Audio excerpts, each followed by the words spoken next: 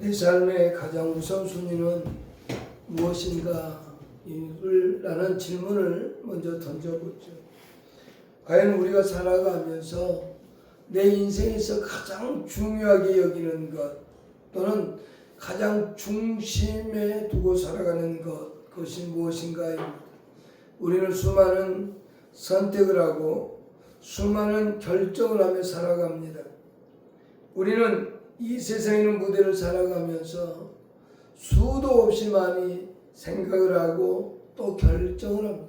그런데 그 결정 가운데 가장 중요하게 여기는 것, 가장 중심에 두고 있는 것, 그것이 과연 무엇인가입니다. 오늘 우리는 마태복음 6장에서 먼저 그 나라와 그 의를 구하라는 말씀을 봅니다. 그러나 이 말씀을 먼저 보기 전에 우리는 과연 무엇을 선택할까? 어떤 것이 더 중요한가를 선택할 때 먼저 우리는 여호수아를 한번 볼 수 있습니다. 여호수아 5장 1절로 3절 먼저 읽어보겠습니다.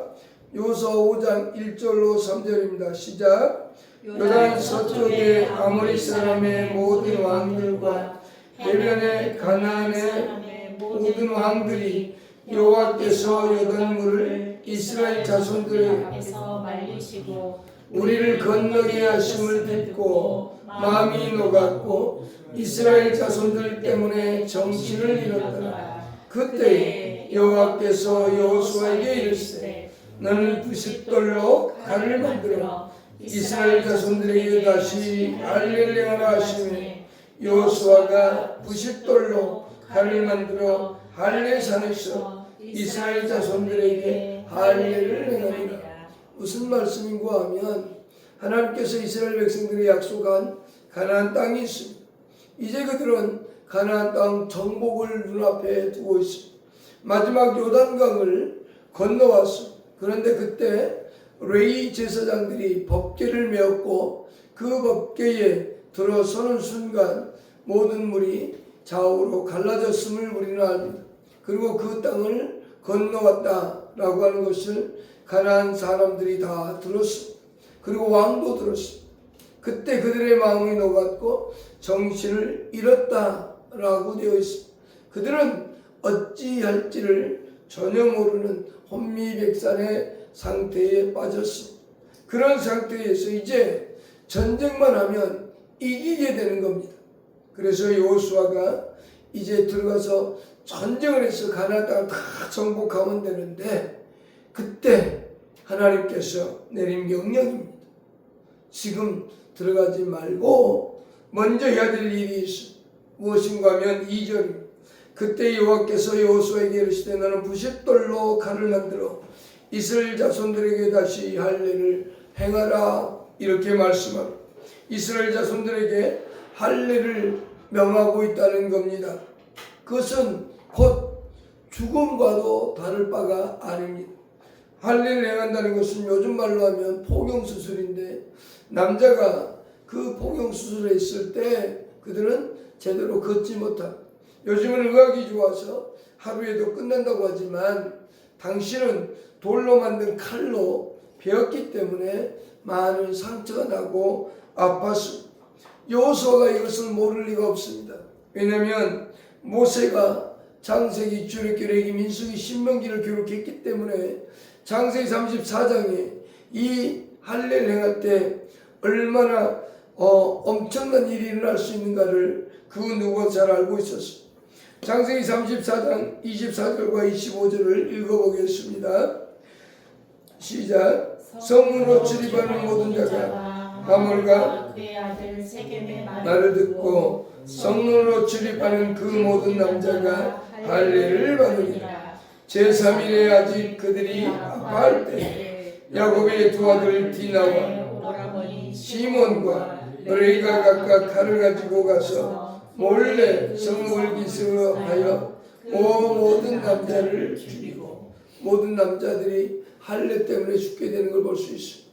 이게 무슨 사건이냐면 야곱의 딸 디나가 있는데 그 딸이 성폭행당한 사건이 있었습니다. 히위 족속 중에 하몰의 아들 세겜이라고 하는 사람이 있었는데 그 사람이 야곱의 딸 디나를 강건하게 되죠. 그리고 그를 사랑하게 됩니다. 그래서 야곱의 가문에게 찾아와서 결혼을 맺자고 하죠. 혼인관계를 하자라고 할 때 야곱 쪽에서 그러면 할례를 해라. 그러면 우리가 같이 혼인도 하고 같이 거느겠다라고 하죠. 그리고 할례를 했습니다. 그런데 그때 디나의 오라버니였던 시몬과 그리고 레이가 가서 그 성에 있는 모든 남자를 다 죽여버린 사건입니다. 그러니까 여호수아가 이것을 모를 리가 없다는 겁니다. 여호수아가 이 사건을 알고 있었습니다. 그런데 전쟁을 앞두고 있는 여호수아에게 하나님께서 말씀하는 거예요. 야 여호수아야, 너 지금 전쟁하지 마. 할례를 해. 그러면 우리 같으면 그러겠죠. 하나님, 지금 우리 군사들이 사기는 아주 높습니다. 우리 백성들이 사기는 너무너무 높습니다. 그러니 지금 전쟁해야 됩니다. 그리고 저들은 완전히 사기가 꺾였습니다. 지금 가서 전쟁하면 이깁니다 라고 할 수 있었어요. 그런데 여호수아와 이스라엘 백성들은 하나님 명령에 순종하죠. 그래서 할례를 합니다. 왜 그럴까요? 하나님께서 왜 할례를 명했을까요? 할례라고 하는 것은 이스라엘 백성들에게 너희는 내 백성이요 약속된 자손이라는 의미입니다.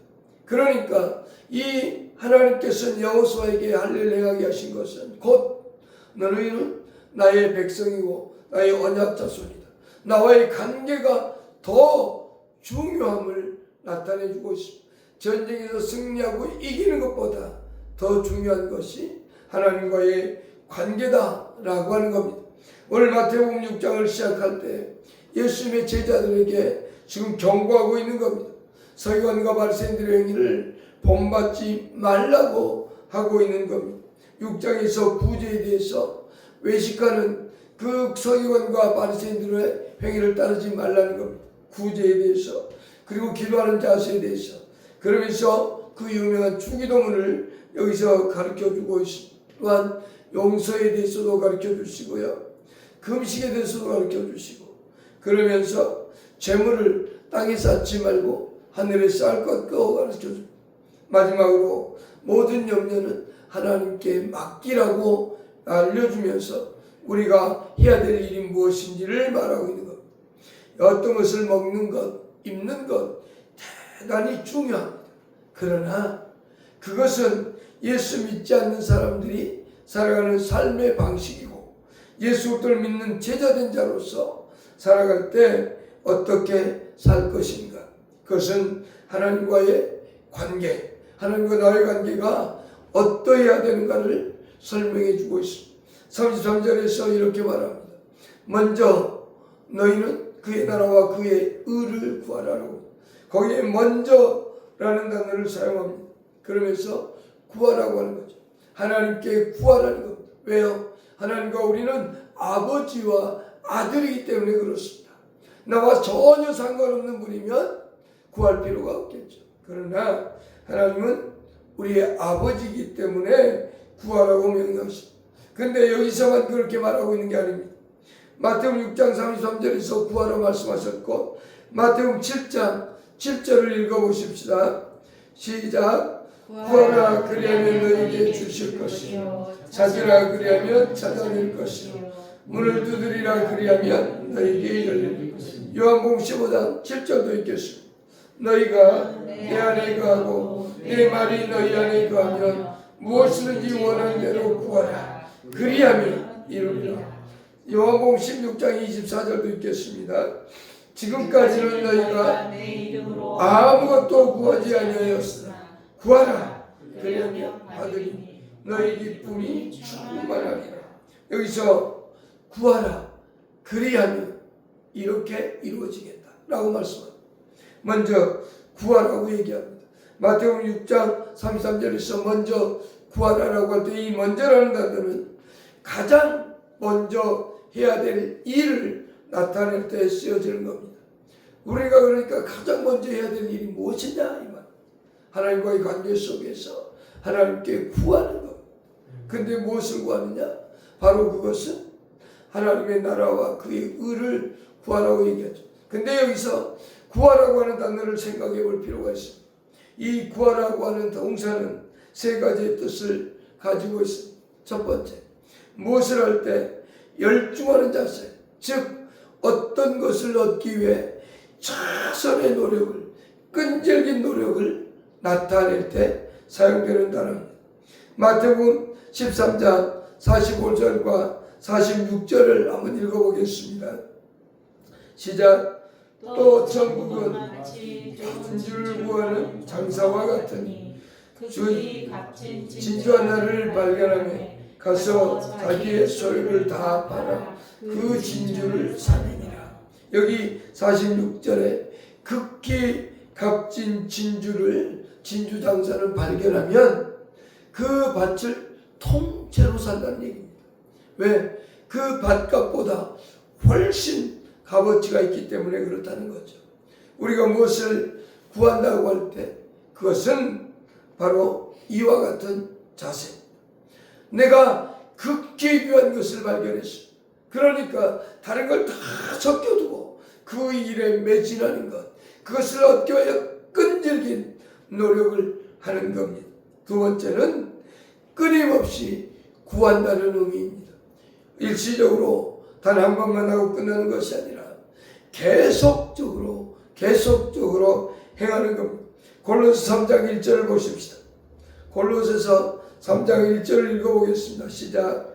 그러므로 너희가 그리스도와 함께 다시 살리심을 받았으면 위의 것을 찾으라. 거기는 그리스도께서 하나님 우편에 앉아 계시니라.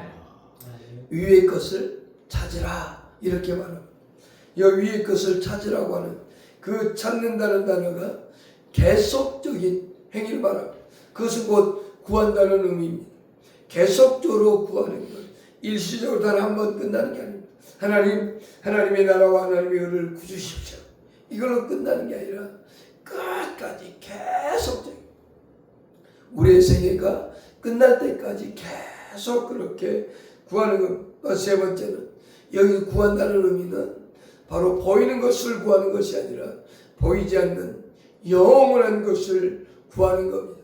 우리는 보이는 것들은 없어지는 것들입니다. 그러나 보이지 않는 것은 시간이 흘러도 절대로 변하지 않습니다. 여러분, 바람 2000년 전이나 4000년 전이나 동일하게 불어옵니다. 또한 공기 변함없이 존재합니다. 그러나 나무는 어느 순간에 있다가 또 사라집니다. 꽃도 마찬가지. 살아가는 환경은 다 그렇습니다. 그러나 눈에 보이지 않는 것은 영원한 것. 하나님의 나라도 영원한 것. 하나님의 의도 영원한 것. 그래서 사도 바울은 고린도 후서 4장 8절 통해서 우리에게 이렇게 말합니다. 읽어보십시다. 우리가 주목하는 것은 고린도 후서 4장 8절.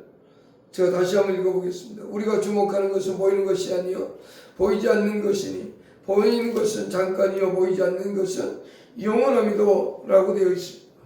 여러분, 보이지 않는 것, 그것을 구하는 겁니다. 오늘 우리는 이 사도 바울이 보이지 않는 것을 구한 것처럼 우리도 영원한 것을 구하며 살아가는 겁니다. 구하는, 그러면 기도의 내용은 무엇인가? 구하는 자의 기도의 내용, 사도 바울은 예수님은 이렇게 말합니다. 그런즉 너희는 먼저 그의 나라와 그의 의를 구하라고 얘기합니다. 그의 나라와 그의 의, 이것은 두 개인 것처럼 보이지만 결국은 하나입니다. 그의 나라와 그의 의는 따로 있는 게 아니라 같이 있는 겁니다. 로마서 14장 7절을 읽어보겠습니다. 시작. 하나님의 나라는 먹는 것과 마시는 것이 아니요 오직 성령 안에 있는 의와 평강과 희락이라 라고 되어 있습니다. 하나님의 나라는 먹고 마시는 것이 아니라 의로움이라고 말하죠. 즉 하나라고 말할 수 있습니다. 그런데 이것을 조금 더 구체적으로 세분화시켜서 두 개를 나누어서 생각해 보십시다. 그의 나라라고 하는 것은 예수님께 제자들에게 그의 나라를 구하라고 할 때 이 말은 지금 이 순간 순종하는 자세를 가지라는 겁니다. 무엇에 대하여 순종할 것이냐? 하나님의 주권적 통치, 하나님이 다스리시는 그 통치에 순종할 것을 얘기합니다. 그 통치가 그러면 무엇인가? 하나님의 나라를 구하라고 하는 이 말 속에는 하나님의 구원의 섭리와 예수 그리스도를 통해 주시는 복음과 또한 그 복음을 듣고 순종하며 그 복음을 전파하기를 원하는 것, 또한 더 나아가서 예수 그리스도를 통해 주시는 하나님의 나라가 완성되어지는 것, 그리고 그 완성되는 나라를 위해 우리는 이 땅에서 하나님의 영광을 위하여 살아가는 삶을 구하는 것, 그것이 곧 하나님의 나라라는 겁니다. 이것을 세분화시켜 다시 한번 보십시다. 구원의 섭리라는 게 뭘까요? 그것은 변하지 않는 진리입니다. 2000년 전이나 1000년 전이나 현대나 이것은 절대로 변하지 않습니다. 무엇일까요? 사도행전 16장 31절을 보십시다. 사도행전 16장 31절 시작. 이르되 주 예수를 믿으라. 그리하면 너와 내 집이 구원을 얻으리라. 사도행전 4장 12절도 읽어보십시다. 다른 이로서는 구원을 얻을 수 없나니 저는 사람 중에 구원받을 만한 다른 이름을 우리에게 주신 일이 없습니다. 또한 요한복음 14장 6절을 보십시다. 시작. 예수께서 이르시되 내가 곧 길이요 진리요 진리요 생명이니 나로 말미암지 않고는 아버지께로 올 자가 없느니라. 없느니라. 이 진리는 절대로 변하지 않습니다. 절대로 변할 수 없는 겁니다. 왜 그럴까요? 이것은 예수를 통해 주시는 구원의 섭리는 절대 변할 수 없기 때문에 그렇습니다. 우리는 이것을 잊어서는 안 되죠. 절대로 변하지 않습니다. 예수 그리스도를 통해서 주시는 구원의 섭리, 이것은 변할 수 없는 진리입니다. 절대로 변하지 않습니다. 세월이 흘러도 변하지 않습니다. 어떤 환경이 되어도 변하지 않습니다. 예수 그리스도를 통해서 구원하시는 그 하나님의 섭리, 그것은 변하지 않는다는 겁니다. 우리가 구하는 건 곧 그러한 겁니다. 두 번째는 예수를 통해 주어진 하나님의 복음인 겁니다. 마가복음 1장 14절과 15절 한번 읽어보겠습니다. 마가복음 1장 14절과 15절입니다. 시작. 요한이 잡힌 후 예수께서 갈릴리에 오셔서 하나님의 복음을 전파하여 이르시되 때가 찼고 하나님의 나라가 가까이 왔으니 회개하고 복음을 믿으라 하시니라.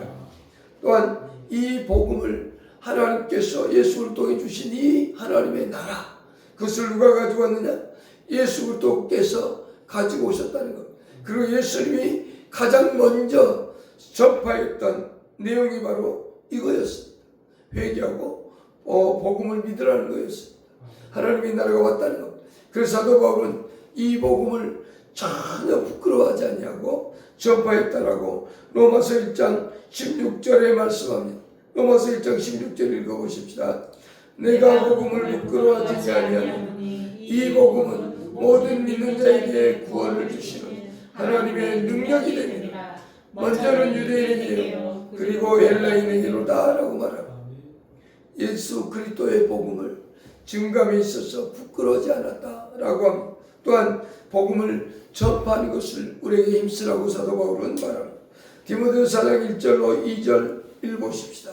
시작. 하나님의 앞과 살아있는 자와 죽은 자를 심판하실 그리스도 예수 안에서 그가 나타나실 것과 그의 나라를 두고 어미려하노니 너는 말씀을 전파하라. 때를 얻든지 못 얻든지 항상 힘쓰라. 범사에 오래 참음과 가르침으로 경책하며 경계하며 권하라 라고 말합니다.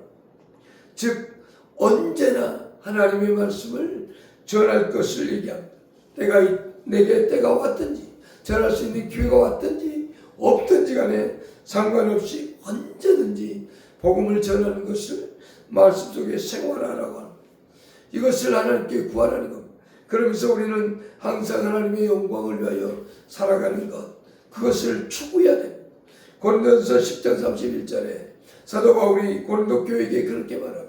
10장 31절입니다. 시작. 그런즉 너희가 마시는지 무엇을 하든지 다 하나님의 영광을 위하라고 말하고 있습니다. 우리는 하나님 앞에 하나님이 나를 구한다라고 하는 것은 구원의 섭리, 그리고 예수를 통해 주신 하나님의 복음, 이것을 증거하고 전파하면서 하나님의 영광을 위하여 살아가는 겁니다. 또한 그의 의를 구한다는 것은 무엇인가 라고 하는 겁니다. 하나님의 뜻에 온전히 복종하는 자세를 가지고 살아가는 겁니다. 온전히 하나님의 뜻에 복종하며 그 삶을 나의 기준으로 삼고 살아가는 겁니다. 하나님의 말씀을 내 삶의 기준으로 가지고 그렇게 살아가는 겁니다. 그렇다면 우리 성경에서 말하는 하나님의 뜻이 무엇인가 라는 거죠. 성경 전체 66권이 하나님의 뜻입니다. 그런데 우리가 그걸 다 알 수는 없으니까 가장 기본적인 세 가지만 보십시다. 첫 번째, 영혼 구원이 하나님의 뜻이라고 말합니다. 요한복음 6장 39절로 40절입니다. 시작요. 나를 보내신 이의 뜻은 내게 주신 자 중에 내 하나도 잃어버리지 아니하고 마지막 날에 다시 살리는 이것입니다.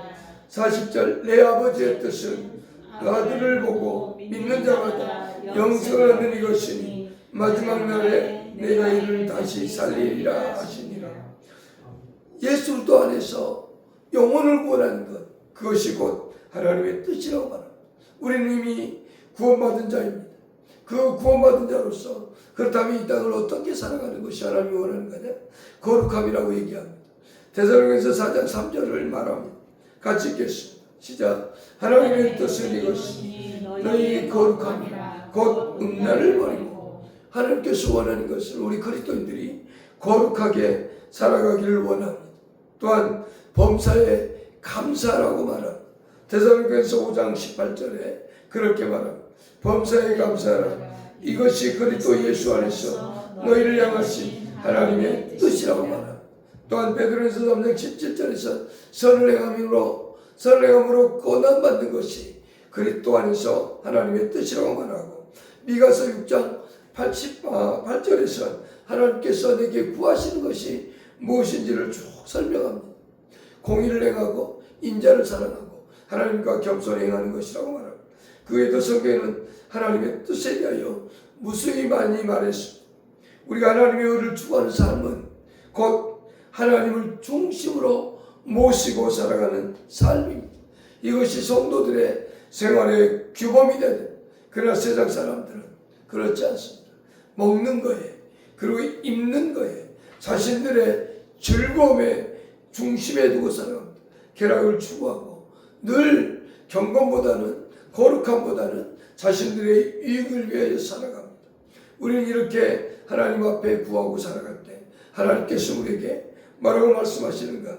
더하신다 라고 말씀하셨습니다.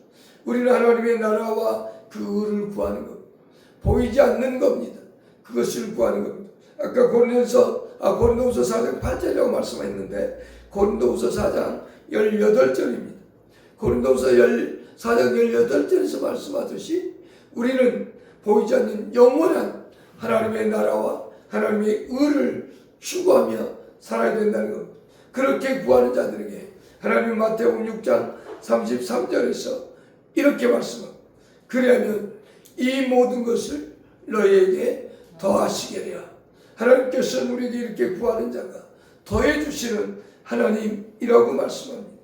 이 모든 것이라는 표현은 먹고 마시는 것뿐만이 아니라 우리에게 필요한 모든 것들, 우리에게 필요한 모든 종류의 것을 다 보관하고 있는 겁니다.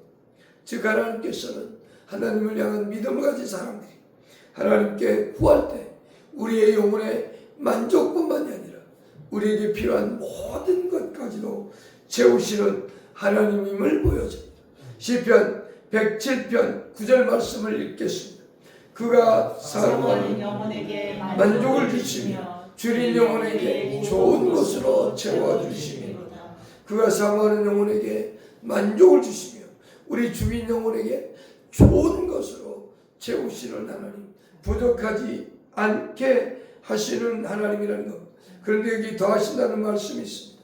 일시적으로 어떤 것이 잠깐 늘어났다 끝나는 것이 아니라 계속적으로 채우시는 하나님입니다. 먹고 마시는 것뿐만이 아니라 우리가 살아가는 모든 것들을 채우시는, 육체적인 것, 영적인 것, 그 모든 것을 채우시는 하나님입니다. 우리가 간구하는 것 뿐만 아니라 간과하지 않는 것까지도 채우시는 하나님임을 보여줍니다. 열왕기상 3장 13절과 14절에 보면 이렇게 말하고 있습니다. 읽어보십시다. 내가 또 구하지 아니한 부귀와 영광도 내게 주노니 내 평생의 왕들 중에 너와 같은 자가 없을 것이라. 내가 만일 내 아버지 다윗의 행함 같이 너의 길로 행하며 내 법도와 명령을 지키며 내가 또 내 날을 깊게 하리라. 거기 13절에 내가 또 내게 구하지 아니한 부귀와 영광도 준다고 말씀했습니다. 그럼 이 말이 무슨 말인고? 3장 9절부터 나오는 건데요. 솔로몬이 하나님께 기도했습니다. 뭐라고 기도했느냐? 자기 아버지가 이루는 나라가 너무 크고 강대합니다. 백성도 많습니다. 그래서 그 백성을 다스릴 능력이 없습니다. 그래서 하나님께 구합니다. 하나님, 이 백성을 다스릴 지혜를 주십시오. 이 백성을 다스릴 하나님 지혜를 주십시오. 그때 하나님 나타나서 내가 너에게 무엇을 주기를 원하나? 그랬더니 하나님 지혜를 주십시오. 3번 그렇게 얘기해요. 하나님 내게 지혜를 주십시오. 그때 하나님이 하신 말씀입니다. 내가 구하지 아니한 부귀와 영광까지도 내가 너에게 주겠노라고 말합니다. 그래서 왕들 위에 뛰어난 왕이 될 것입니다. 아버지 다윗처럼만 행한다면 내 날이 길게 되어질 거다라고 말합니다. 우리는 구할 때 더 많은 걸 주시는 하나님이십니다. 디모데전서 4장 8절에는 육체에 연다는 약간의 유익이 있으나 경건은 범사에 유익하니 금생과 내생에 약속이 있다고 말씀하셨습니다. 그렇습니다. 우리는 이 땅에서의 그것만 원하는 것이 아니라 내세에 영원한 생명도 주시는 하나님이라고 말합니다. 누가복음 11장 11절로 13절을 읽어보십시오. 우리에게 더하시는 하나님의 모습을 볼 수 있습니다. 시작. 너희 중에 아버지 된 자로서 누가 아들이 생선을 달라 하며 생선 대신 뱀을 주며 알을 달라 하는데 전갈을 주겠느냐? 너희가 악할 자라도 좋은 것으로 자식에게 줄 줄 알거든. 하물며 너희 구하는 자에게 성령을 주시지 않겠느냐 하시니라. 마태복음 7장에도 나오는 말씀입니다. 우리가 구할 때 더 좋은 것, 더 풍성한 것을 주시는 하나님이라는 겁니다. 오늘 우리는 하루를 시작하면서 한날을 살아가면서 먼저 무엇을 구하고 있는가? 어떤 것이 정말 소중하게 여기고 있는가? 우리는 그것을 기억해야 됩니다. 내가 먼저 하나님께 구한다는 것, 그것은 하나님을 나의 아버지로, 그리고 하나님께 구한다는 것은 하나님을 전능하신 분으로 인정한다는 겁니다. 그렇다면 오늘 우리는 기도하는 삶의 자세, 그것을 살펴봐야 되겠죠. 여러분 한번 생각해 보십시오. 우리나라가 얼마나 많이 기도했었는가요? 70년, 80년. 그 이전에 얼마나 많은 사람들이 눈물로 호소하며 기도했습니다. 새벽에 얼마나 많이 기도했습니다. 그런데 지금에 와서는 얼마나 많이 기도하지 않는가를 볼 수 있습니다. 다른 사람들의 이야기가 아니라 오늘 우리 자신들의 이야기를 보십시다. 내 자신을 보십시다. 누가 과연 내 신앙이 옛날보다 더 많이 기도하고 있는가? 내가 옛날보다 더 많이 하나님의 뜻에 순종하고 있는가입니다. 그렇다면 우리는 회개해야 되고, 또 하나 다시 한번 마음의 결심을 하고, 그래 기도해야지, 하나님께 구해야지. 여러분 그렇게 사셔야 돼요. 우리는 이 시간 그런 마음으로 하나님께 나아가십시다. 그리고 그런 삶이 여러분 속에 펼쳐지기를 축복합니다. 기도하십시다.